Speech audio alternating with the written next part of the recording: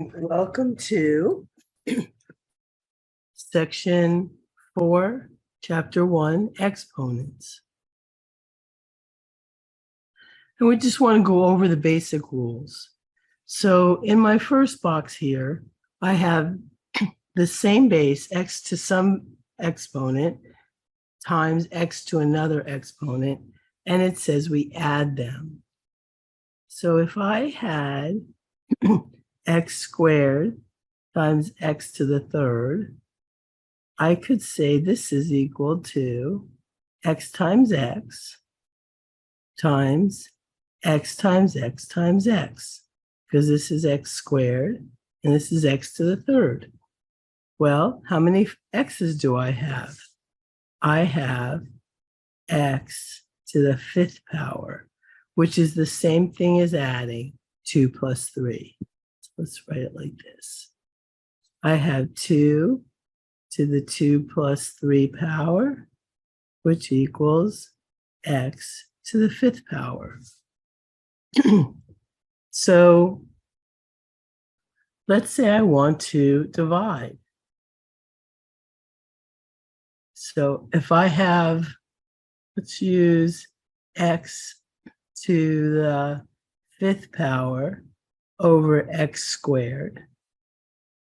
This is the same as x times x times x times x times x divided by x times x. If I were to cancel out 2 of my x's, notice what I would have left. I would have 3 x's in the top, so that's x cubed, which is the same as x to the 5 minus 2 power. Now here, this is like saying I have, so if I have here, say I have x squared to the third power. That's the same as x squared times x squared times x squared. And each one of those x squareds is x times x, x times x, x times x, and that's going to equal 6 x's, which is the same as multiplying 2 times 3. So this box basically is saying I have x times y, x times y, and I don't know what a is, but I have a x times y, right? I have a of those. So if I were to gather all my x's together, I would have x to the a power. And the same is true if I gather all my y's together, I would have y to the 8th power. And this is exactly similar. So I would have x over y times x over y some amount of times. But that's going to equal, if I have this, if I have b of these, that's what it says, then I have x to the b, because I have b x's divided by y to the b.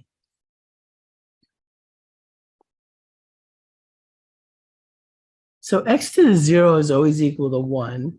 And I can show you basically, let's pick a number. Let's say we have 3 to the third power. Well, that equals 3 times 3 times 3. And then I divide both sides by, if I divide both sides by 3, I would get 3 squared equals 3 times 3. And if I would divide both sides by 3 again, I would have 3 to the 1 power equals 3. Now, if I divide one more time by 3, I get 3 to the 0 power equals 1. And that's going to be true no matter what value you have for your base, as long as your base isn't 0. That's what this says. X can't be 0. Other than that, any value to the 0 power is 0. Okay, let's see if I can explain this one. This one actually has a little bit of a matching one that goes with it. So, if I were to have this negative exponent, basically what happens is it moves position. So what do I mean by that?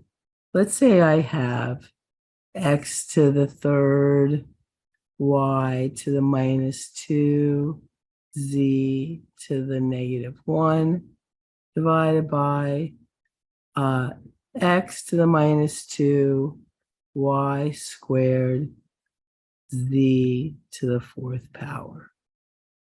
So the way I would simplify this so I only have positive exponents is if it's positive, it stays where it was.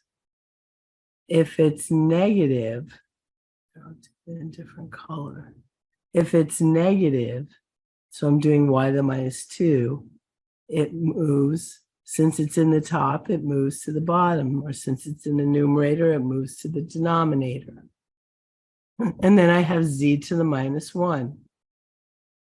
And it becomes positive when I do that. Sorry about that. Z to the minus 1 becomes z to the 1st power in the denominator. Now I start with my denominator. I have x to the minus 2 right there. And since it's to the negative value, I put it as a positive exponent in my numerator. I have y squared. Well, that is a positive exponent. It stays exactly where it is. And this stays exactly where it is. So notice what I did is everywhere I had a negative exponent, I moved it either from the top to the bottom or the bottom to the top, from the numerator to the denominator or the denominator to the numerator. And I could use all these rules that I have, and I could say this is equal to x to the 5th divided by, well, I don't have any x's in the denominator, but I have y squared times y squared, which is y to the 4th power, and z times z to the 4th, which is z to the 5th power. So now notice I've created an equation that's equivalent to my beginning equation, but it has no negative exponents. So basically that's what this is saying. Here I have, think about it as x to the minus m over 1. So the way I have to take care of that, if I want it to be positive, is I move it to the denominator. The same is true here. I have it in the denominator. I move it to the numerator. Okay? So that's basically how that works. If I had x to the minus 2, that equals 1 over x squared. And if I had 1 over x to the minus 2, that would be equal to x squared. Okay? And then we have rational exponents, which means fractions. So notice I have x to the m over n equals all these things. Well, it's because it does. So let's start with the beginning. X to the m over n. Well, this really is the same as x to the m to the 1 over n power. X to the m over n, not mn.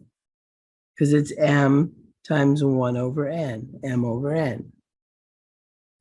I can also say that x to the m over n is equal to, and I'm working on the second part here, this part right here. I can say that, well, now inside the parentheses, I have x to the 1 over n. That whole thing to the m power. Using this same rule for a power to a power, this is equal to x to the m over n. Okay, so why would we need all this? For this one, I can give you a very good example. Let's say I wanted to take the cube root, or let's start off with an exponent. I want to know what 8 to the 2/3 power is. Well, I can say that equals 8 to the cube. So I can say this equals the cube root of 8 squared, which is equal to the cube root of 64. Okay, that's not that easy to find, but I could say I have 8 to the 2/3, which equals the cube root of 8, that whole thing squared. Well, the cube root of 8, I know is 2. 2 squared is equal to 4. So 8 to the 2/3 power equals 4. And now I can say this is equal to 4 times 4 times 4. 16 times 4 is 64. So the cube root of that is also 4. So either way, we get our 4. One more thing I want to tell you. So, see, write it out here. Really important is how exponents work, because sometimes people get them confused. So exponents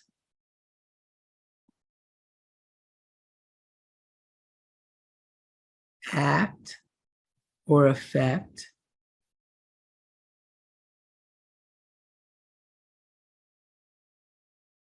what is next to them.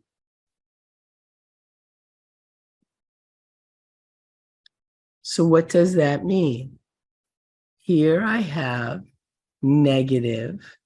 My exponent's 2, it's next to the 3. So this would be negative 3 times 3, which is negative 9. Here, my exponent is next to the parentheses, so I double whatever's inside of the parentheses. Negative 3 times negative 3 is positive 9. So they're not the same, and now you know the rule. So let's try it here on this problem here. It says simplify. This is equal to 2 to the third power times x to the 2 times 3 or 6 power times 4 times x. Okay, so if we were to number these, let's see. Let's call this 1, 2, 3, 4. Middle one's going to be 5. This is going to be 6. This is 7. And this right here is going to be 8. Okay? So what am I using here? For the first step, I have whatever's inside my parentheses to a power. So basically number 3. And also a little bit of number 4. Because really, this is equal. So 2x squared to the third power is 2x squared times 2x squared. And I can see here that I have 1, 2, 3 2's.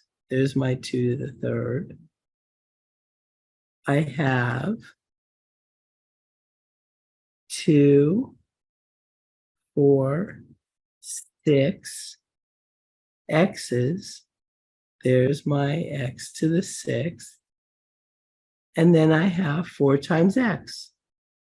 So let's simplify this more. This is equal to 8 x to the 6th times 4x. 8 times 4, 32. X to the 6 times x, x to the 7th power. And that's basically it. If I want to rewrite this using negative exponents, so I'm right here, well, we just talked about what happens if it's in the numerator and it goes to the denominator, or in the denominator, it goes to the numerator. It negates my exponent. So I can say 5 over x squared is equal to 5 times 1 over x squared, which is equal to 5 times x to the minus 2 power. Okay? If I should explain how we get these negative exponents. Let's say I have x to the negative n power. Well, that's the same as x to the 0 minus n. Now, whenever I have subtraction, I can look right here at number 2. I have x to the a minus b, and it's really the same as division, number 2. So this is really the same as x to the 0 divided by x to the n. And then we have our rule, number 6, that says x to the 0 equals 1 always unless x equals 0. So this is equal to 1 over x to the n. So I've shown you why number 7 works. Okay? All right. Let's do a couple more problems and let's be done. So we want to rewrite this using exponents. So this becomes 4 to the, remember, this is like this, and that equals x to the m over n. So here I have 4 times x, but the x has a power of 1 on it. And anytime I have a square root, it's to the power of 2. There's an invisible 2 there. Then I could say this is minus 3 divided by x to the 1/2 power. But if they don't care about positive and negative exponents, I can say this is 4x to the 1/2 minus 3x to the minus 1/2. Okay? Now here it says rewrite using only positive exponents. Well, I should have positive exponents. I don't see anything negative there. So this becomes p to the 5/2 because I'm using this formula. There's an invisible 2 right here. So it would be m, which is 5, divided by n, which is 2. So I end up with 5/2. Let me rewrite this. I wind up with p to the 5/2 to the power of 1/3.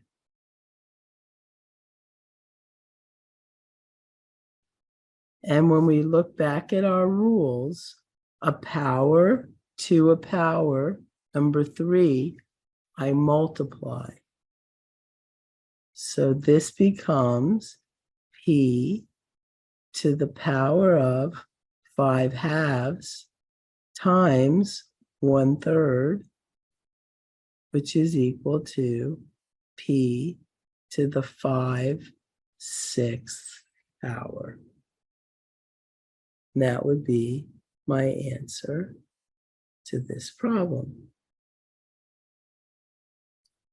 Here it's asking me to rewrite this as a radical. We've got fractional exponent. So first thing I want to do, since it's negative, I'm going to put it in my denominator as a positive value. And then I'm going to follow this rule. So this is equal to 1 over the 3rd root, because my n is in my denominator, of x to the 4th power. And you could even simplify it further if you wanted to.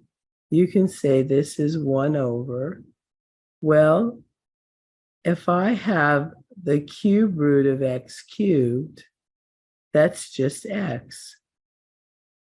And I can multiply that by the cube root of x. That gives me the cube root of x to the 4th. I can simplify this to be 1 over x times the cube root of x. Really, depending on what you need it for, will depend on what you're going to use it for. So you can see there's a few different forms of the same equation. It just depends on what we are going to use it for.